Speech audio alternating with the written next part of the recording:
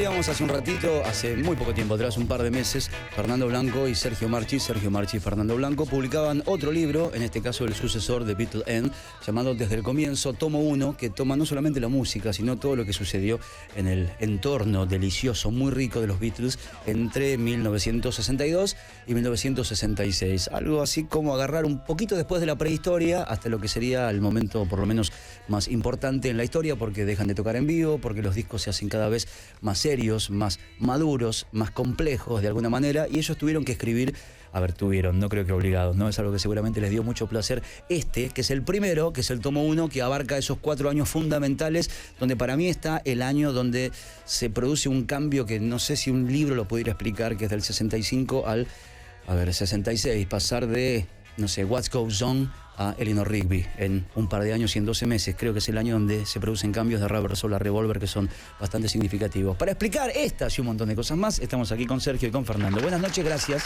a los dos. Dani, ¿cómo estás? Por estar acá. Bien, y yo pensaba, mientras repasaba el libro un poquitito y volvía sobre algunas historias, ¿cómo se hace para que ustedes también entren en la fascinación de escribir y de contar algo que conocen, que han visto, que se han empapado de todo eso de hace mucho tiempo? No es una fiebre que les agarró hace 2 años. Supongo que cuando empiezan a escuchar música cada uno de los dos. No, es una fiebre vieja.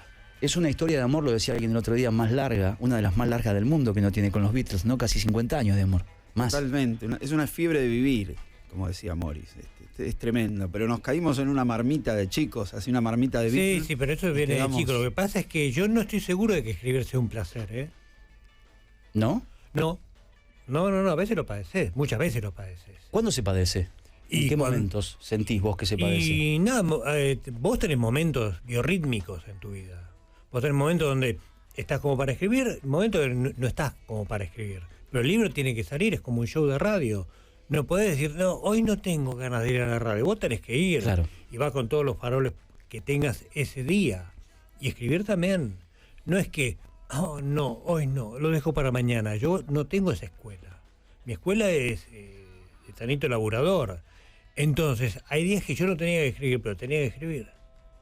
Entonces, hay veces que el texto sale mejor, incluso cuando lo agarrás de culo. Vos estás de orto, sí, y decís, a ver, este tema de mierda. Y sale bien. Y hay días termina que vas saliendo bien. Que estás con todas las luces y te sale mal. Entonces yo no sé si esto es disfrute o no. Hay veces que escribís contra el libro, a veces a favor del libro, y cada vez te sale distinto y no hay regla. ¿Y las ganas de hacerlo de dónde vienen? De hacerlo, no digo de escribir, de hacerlo.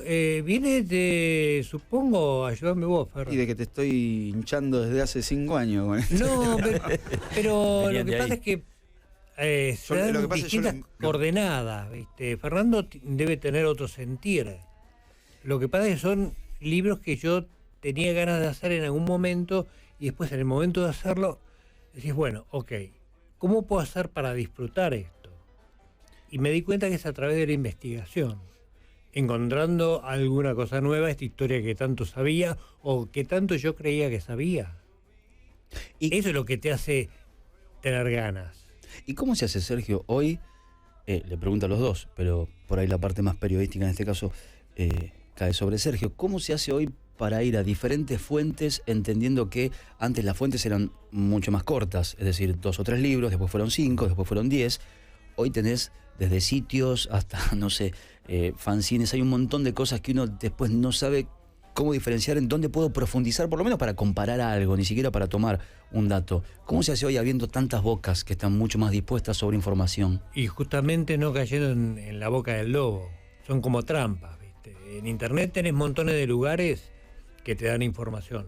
Algunos de ellos tienen la información correcta y otros te das cuenta ya por el lenguaje o porque buscaste tanto algo que reconoces la redacción que fue copy-paste. Entonces en eso ya no caes. Claro. Pero tampoco investigamos tanto por internet, sino que nos basamos en los libros. O sea, hay libros que sabemos que son confiables. Claro, sí, tal cual. Y hay libros que sabemos que son sanata.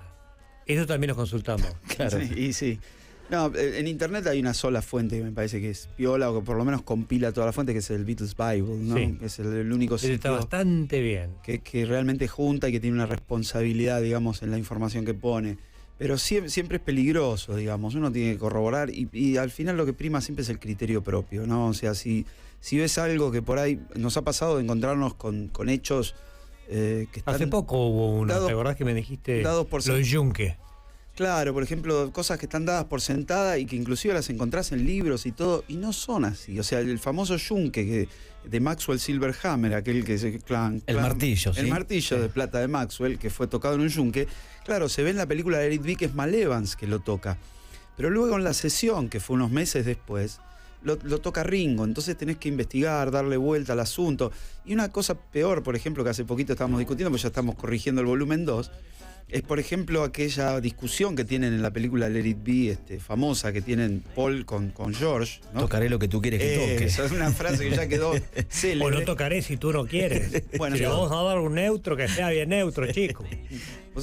Bueno, me hiciste acordar que en la película, en el doblaje original, eran las voces de los Dukes de Hazzard, pero eso es otro tema.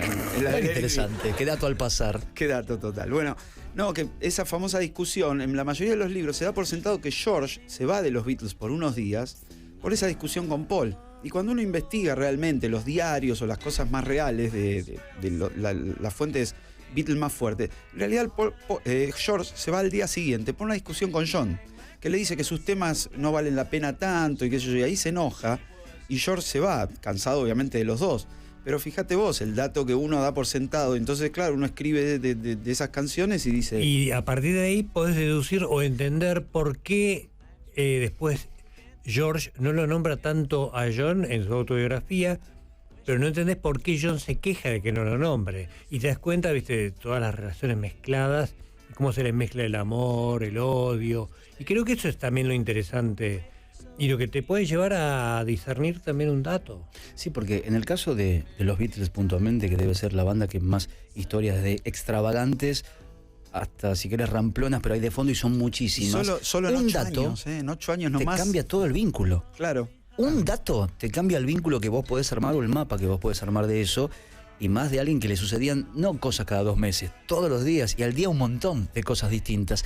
Y te pregunto a vos, Fer, ¿cómo estaban los Beatles en 1962? Mira, en el 62 fue un año clave porque estaban tocando en Hamburgo, porque estaban absorbiendo musicalmente, eso lo contamos bastante claro en el libro, todas las corrientes musicales que fueron absorbiendo. Y en el 62 es el año donde conocen y pisan por primera vez Abbey Road. Y graban 3 veces Love Me Do. Primero con Pete Best, después con Ringo y después con Andy White. 3 versiones de un mismo tema que te muestran cómo en el transcurso de 2 meses la banda se preparó para esos 8 años que decíamos de cambiar la historia de la música, ¿no? Así que el 62 es un año fuerte. Sí, que creo que es también uno de los primeros encuentros con Geoff Emerick, de alguna manera, ¿no? Que se acerca, que los ve y no lo hace, no lo produce. Claro, no estaba, pero él los ve, él lo cuenta en el libro. 62 o 63, me parece. Que ve presente cuando van a hacer esa primera toma y después. El libro de Emerick es una de las fuentes mejores, ¿no? Igual hay que ver y considerar que la historia está sesgada por su visión. Él mismo lo dice, yo soy un tipo del riñón de Paul y siempre defendió y trabajó más con Paul. Entonces a veces cuesta equilibrar, digamos. Sí, pero yo creo que es bastante ecuánime, no creo que sea sesgado. Sesgado es Martin. El libro de Martin, All You Need Is Here, habla como si los Beatles fueran una cosa más en su vida y no la gran cosa. Claro. Y ese tonito a mí me dio por las pelotas. Y después me di cuenta que es un libro aburrido, que no tiene historias, que realmente yo iba a chequear ahí todo el tiempo y me encontraba con que no había nada. De eso también se nutre la investigación, ¿viste? Libros que vos decís, este tipo es la posta, su autobiografía tiene que estar todo. No tiene nada. Bueno, por ahí es más interesante el libro del verano del amor, del Making de Sgt. Pepper de Martin, no más que el All You Need Is Ears, que es verdad, están puestos dentro de un contexto. Pero lo bueno, ¿sabes qué es de este libro? Que tampoco con Sergio estamos muy de acuerdo a veces en muchas cosas. Este libro hemos peleado. Ha sido ¿Sí? duro, sí, hemos peleado muchísimo. Y lo seguiremos haciendo, lamentablemente o afortunadamente. Ahora, en cuanto a lo que iba a ser 1962, ya después 1963, y después una esa etapa maravillosa que pasan de reverso, lo que decíamos hace un ratito, al 66, que ahí para el tomo. Más allá de los datos que ustedes conocían, ¿sí? De algunas cosas o historias o desarrollo de canciones, a niveles más globales de aspectos o de conceptos, ¿qué cosas fueron redescubriendo sobre ellos, armando otra vez un poquito más la historia o de forma mucho más firme? O sea, que acá concentraron para hacer un libro en eso, no es que estuvieron repasando o fue una nota o una columna o una charla. No, fue un trabajo para eso. ¿Pudieron encontrar cosas distintas de relaciones, de vínculos, de, no sé, forma de escribir, de acuerdo a cómo pasaban de un año a otro, que no las habían visto o tan claramente antes? Sí, yo recuerdo haberlas encontrado, no sé dónde las puse. Pero estaban. Estaban. Pero... ¿Les cambió la óptica de algo? Sí, mucho. Te ayuda, digamos, es como si vos hubieras estado con anteojos viejos toda la vida y de repente te dan los recetados nuevos. ¿Sí? Y ves un poco más en foco. Tampoco es que es una diferencia dramática, pero ves la cosa más en foco cuando vos te pones a estudiarla. Y ves que hay cosas que no sabías. Y después te sentís un boludo porque estudié esto 30 años, 40 años. ¿Y cómo no sabía esto? ¿O cómo no me acuerdo de tal cosa?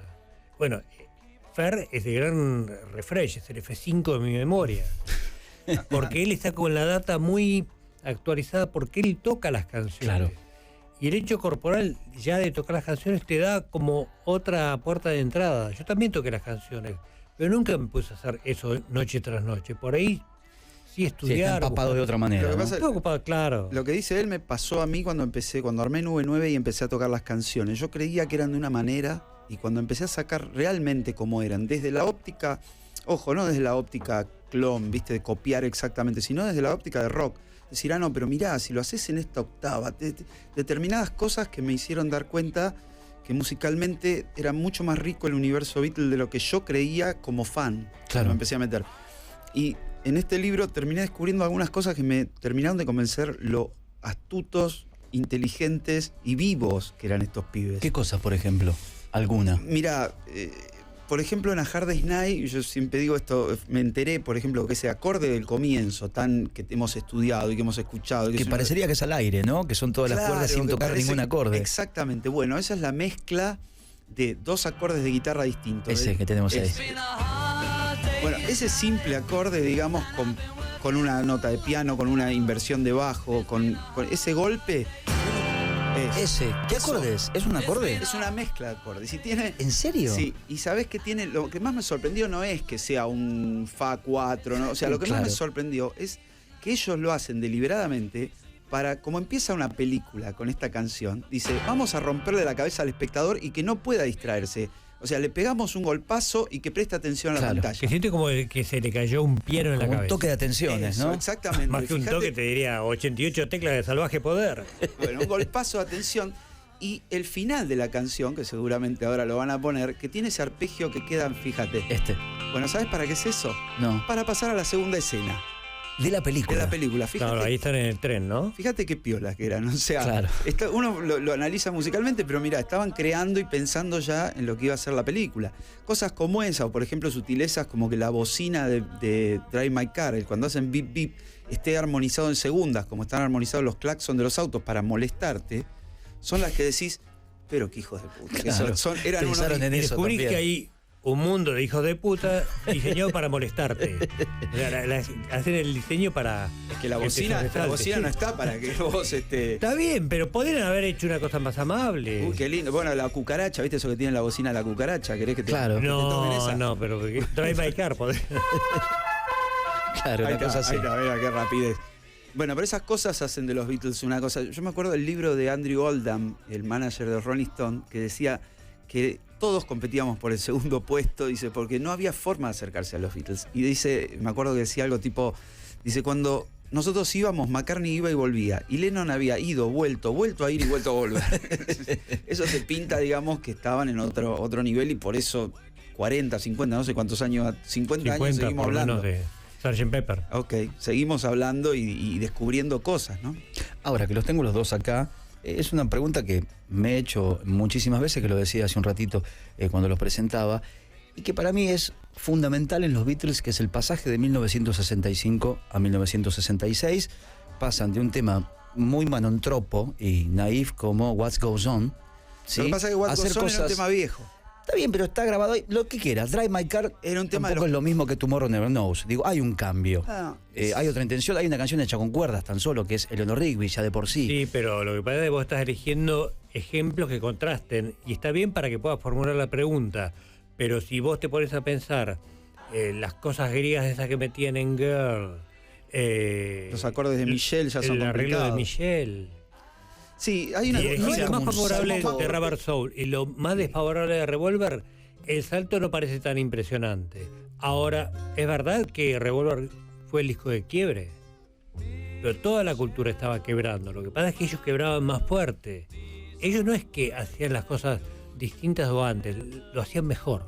Sí, lo que pasa es que justo en ese punto hay dos bibliotecas muy claras. Una es que, por ejemplo, Harrison, lo dice en el Anthology, Harrison dice que para él Rubber Soul y Revolver podrían haber sido Rubber Soul 1 y 2. En cambio McCartney adhiere como vos a que hay un salto enorme ahí. Entre el 65 y el 66 hay un salto enorme en muchos aspectos. Para mí el más importante de eso es que entre Revolver y Rubber Soul se ve eso. Uno empieza a desarrollar más las canciones y es justo la época en que los simples pierden ante el LP, cosa que se va a cristalizar más fuerte en Sgt. Pepper, pero es donde un poco el rock, digamos, deja de ser un entretenimiento y pasa a convertirse en música más seria. En arte. Claro, en arte. Por decirlo de mejor manera. Entonces sí, en ese sentido es un año importante. Pese a que lo hemos charlado y analizado mucho, en el 66 hay simples muy importantes, como Good Vibration de los Beach Boys, Sunny Afternoon de los Kings, han sido, digamos, claves. Pero ahí es bueno, sale Aftermath de los Stones. Claro, pero también eso, se empiezan a salir discos que son unidades en sí mismas. Lo que iba después a concretarse en 67, 68 mucho más fuerte. Ahora, de la gente que estaba acompañando a los Beatles, hay algunos nombres que para aquel que leyó o los tiene son casi como familiares, ¿no? Neil Aspinall, Mal Evans, sí. En la parte, si querés, posterior, Derek Taylor. Digo, son nombres que uno tiene, George Martin, Brian Epstein, de los cercanos. Hay algunos que sean o hayan sido muy importantes, no digo determinantes, en esa primera mitad que va del 62 al 66, que es la que toman ustedes. Bueno, hay algunos como Mal Evans que sí, que después terminan muy mal, ¿no? En su vida, ¿no? Terminaron como habían comenzado con ese brillo de estar con los Beatles. Pero hay gente que pero ese brillo de estar con los Beatles lo lleva al... ¿cómo es que dice el tango? Al dolor de ya no ser. Y bueno, eso es lo que termina con su vida. Fíjate cómo el brillo después se transforma en una especie de, no sé, virado a negro en los 70 cuando ya no están. O sea, la fuerza gravitacional que tenían los Beatles en la vida de algunas personas. No sé si había alguien más importante. Las chicas. Pero para mí... Jane Asher, por ejemplo. Las chicas. Patty. Habría que nombrar eso, sí. Patty no, Bueno, Patty es musa de algunos temas de George. Está bien que George lo disimula porque es tan apático que por ahí era inidio y después siempre dice, no, bueno, estaba pensando en otra cosa. Para mí es importante Brian Epstein. ¿Sí? Porque Epstein es el que les da un cauce. Los domestica sí, pero eran animales que necesitaban ser domesticados. Si no, no hubieran sido nunca lo que fueron. Si los Beatles no hubieran sido de consumo masivo, la música nunca hubiera cambiado. Seguiríamos todavía escuchando a Frank Sinatra y diciendo qué lindo que era el finadito. Claro, grande valor del jazz. Los Rolling Stones entran gracias a ese cambio de los Beatles. O sea, es permitido porque ellos hacen ese cuello de botella de alguna manera. Entonces, y ellos también se meten por el lado de Elvis o de los primeros rockers. Pero la puerta que lo que era un cuello de botella en Elvis, los Beatles lo hacen como una autopista. Entonces ahí no hay modo de parar el rock y bueno, seguimos hablando de rock 50 años después. Eso es lo que hace que el cambio sea irreversible. Pero si no fuera que Brian Epstein tuvo cierta visión y tuvo fe en ellos cuando nadie más las tenía, yo no sé hasta dónde hubieran llegado. El mismo motor era él. Hay una imagen muy linda y muy icónica en el Shea Stadium cuando mientras ellos tocaban está Brian Epstein con los brazos cruzados mirando las tribunas, mascando chicle o tabaco, suponemos que chicle, pero con una especie de esa ligera arrogancia que tenía, pero al mismo tiempo como controlando todo el universo que estaban generando los Beatles, justamente, que es una imagen por lo menos para mí muy linda y que después en el Anthology lo recuerdan con una canción y es un momento muy emotivo, la verdad, para un tipo que después terminó escuchando Sgt. Pepper, de acuerdo a lo que contaba Peter Brown en su libro, en la cama casi, ¿no? Con un estado de salud bastante grave y delicado. El tipo estaba casi olvidado. Estaba deprimido más que nada. Pero la depresión de él, y esto creo que lo contamos en Beatles, no en estos, o tal vez en estos sí, pero ya no me acuerdo, tenía que ver con que se le vencía el contrato con los Beatles. El tipo respiraba por los Beatles. ¿Y había muchos tiburones dando vueltas? Sí, uno de ellos muy conocido, que es Alan Klein, que después se hace de los Beatles, que después incluso él tenía un tiburón al lado, se había asociado con Robert Stigwood, conocido por su asociación con Clapton, con los Bee Gees, y que cuando murió Brian Epstein, bueno chicos, no se preocupen, acá estoy yo. Y los Beatles le dijeron, sí, esta. Claro. El que le pegó una paliza fue Keith Richards, ¿no? A Steve Wood. No, ese creo que fue Don Arden, el padre de Sharon Osbourne, claro. Sí, parece que lo agarró de las gambas, lo puso así en la ventana con los dibujitos animados y el tipo se cagó encima, literalmente. Yo no sé si tu espacio, Dani, permite estas expresiones tan vulgares. Claro. Como se cagó encima Ice, en este caso Vanilla Ice, cuando Suge Knight lo agarra de la misma ventana en los Estados Unidos para que le pasen los derechos. Yo creo que Richard también lo cascó, ¿eh? Después revisen live el libro que lo haya cascado. Bueno, me parece que era candidato al cachetazo. Sí, eso parece. Estamos charlando aquí con Sergio Marchi y con Fernando Blanco sobre el libro Beatles 62-66 desde el comienzo, tomo 1, y ahora escuchamos justamente a los Fab Four.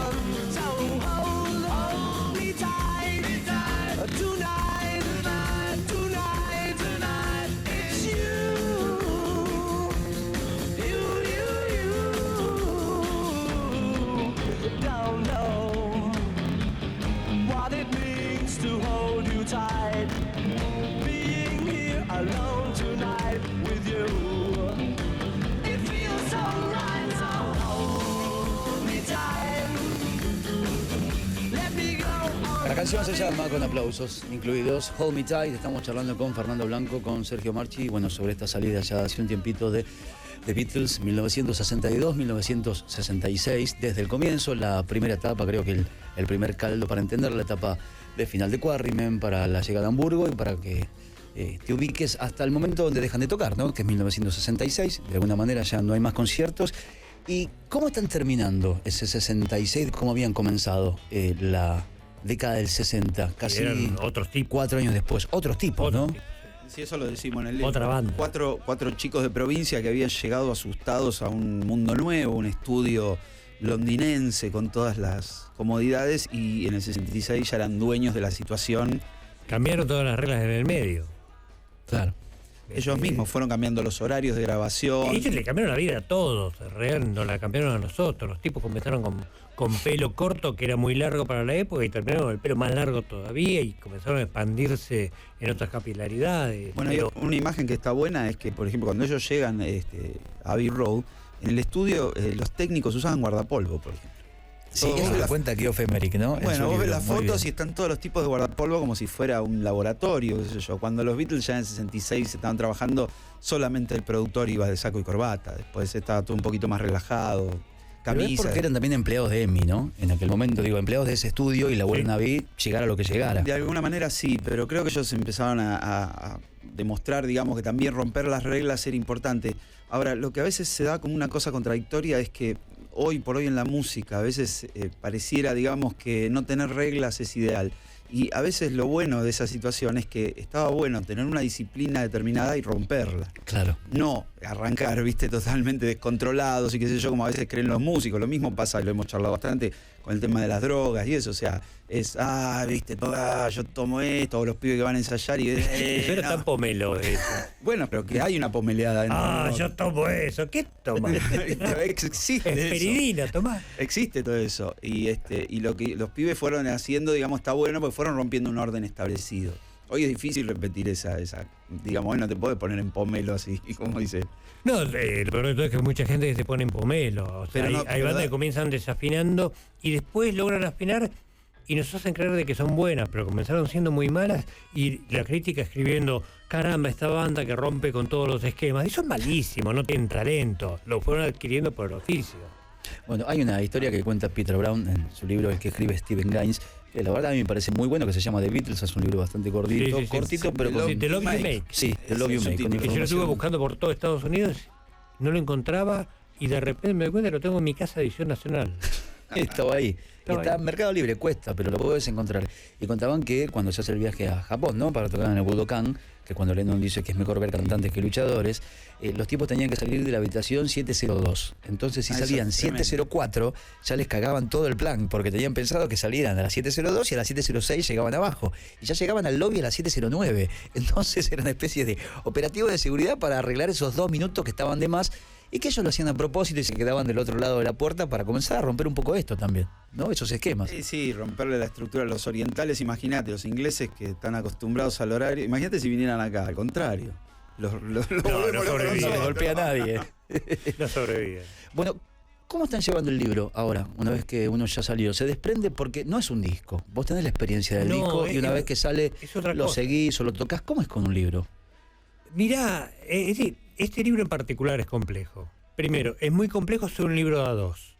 Yo no estoy acostumbrado. ¿Y cómo hacen? ¿Cómo reparten? Mira, repartimos básicamente, repetimos un poco el esquema que hacíamos en Bitland. Fernando comienza con un texto y con la data. Y yo voy buscando qué más le puedo agregar y cómo puedo armar esta data y romper las reglas de él. Él después ve eso, ve si agrega algo más y trata de romper alguna regla mía y yo me resisto y nos peleamos. Volviendo a lo primero que vos le preguntaste, por ahí para mí es un poco más placentero, pero porque yo creo, o sea, como yo arranco y voy más a mi tiempo, entonces tuve tiempo de ir haciendo un tema por tema y todo, qué sé yo. En cambio, cuando yo le paso todo el material a él tiene la desgracia de tenerme a mí, insistiéndole. Y Sergio, escribiste esto, y ya está. Encima que es ansioso, ¿viste? ¿Y por dónde vas? ¿Y por qué sé yo? ¿Y qué esto creo? Entonces, por ahí yo se lo hice un poco... Y yo en el momento, ¿viste? Pero pasa otra cosa, Fer, vos... es como si me dijeran a mí, tenés que ir a tocar un show. Es algo que hago muy, muy de vez en cuando. Entonces cuando lo hago es como... Claro, es un evento en sí mismo, ¿no? Yo escribo desde hace, no sé, 40 años ya. Estoy en el medio, ¿viste? Tengo que resolver una nota para Radar, tengo que preparar la columna de radio para Lechman, tengo que armar mis 2 programas de radio. Yo convivo siempre con una situación periodística. Entonces para vos es nuevo eso. Sí, Entonces... tenés cierta fascinación que yo ya no tengo. Seguro. Tenés cierta paciencia y dedicación que yo ya no tengo. Lo que sí es seguro es que creo que enriquece, o sea, el hecho del ping-pong de A2, y enriquece el hecho de las 2 visiones y el hecho de que yo, digamos, estoy haciendo música todos los días y él está escribiendo todos los días. Yo sé que si me equivoco, él se va a dar cuenta y yo sé que me voy a dar cuenta si él la pifia. O sea, eso es lo que tiene de bueno, que cada uno funciona como backup del otro. Pero vos hablabas de cómo lo van manejando el libro que salió.